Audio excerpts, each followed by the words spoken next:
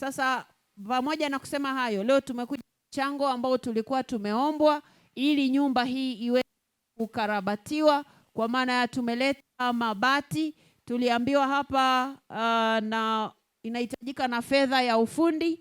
Tutatoa na hiyo fedha pia ili huyu mama aweze kurejea hapo, yeye na mumewe na watoto wake. Baada ya kusema hayo, nitumie fursa hii kuwashukuru sana wanamtaa huu ambao mmefanya kazi nzuri ya kushirikiana na huyu mama na familia yote kwa kipindi ambacho mmewahifadhi. Wengine mlisaidia chakula, wengine mlisaidia mavazi, wengine mkasaidia hapo anapokaa. Mungu awabariki sana. Na hili ambalo sisi kama jamii lazima tujifunze kushirikiana.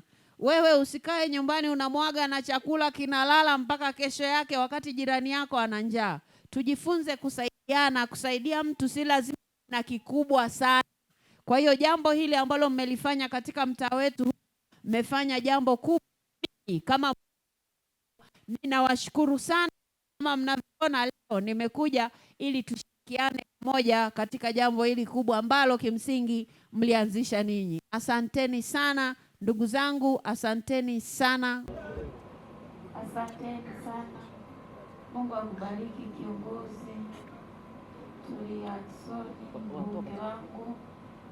Nasema asante, Mungu akubariki kwa hayo uliyofanya kwangu. Nakushukuru sana na Mungu akusaidie. Mimi kwa niaba ya familia yangu nawashukuru sana. Asante kwa uongozi mzima ambao umekuja kufanya hili tukio. Umesaidia maisha yangu kurejea katika nyumba yangu. Nilishindwa lakini nyie mmeniwezesha. Mungu abariki sana.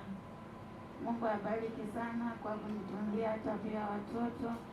Nashukuru wananchi wenzangu toka siku ile ya tatizo liponipata. Hamkuniacha, mlikuwa sambamba na mimi pande wa chakula na mavazi. Nasema asante mpaka leo, wengine mnaendelea kuonyesha ushirikiano. Mungu abariki sana viongozi wa serikali wa mtaa. Asante viongozi, mabalozi na wananchi wote, wanawake kwa wanaume. Sina neno lingine zuri zaidi la kusema.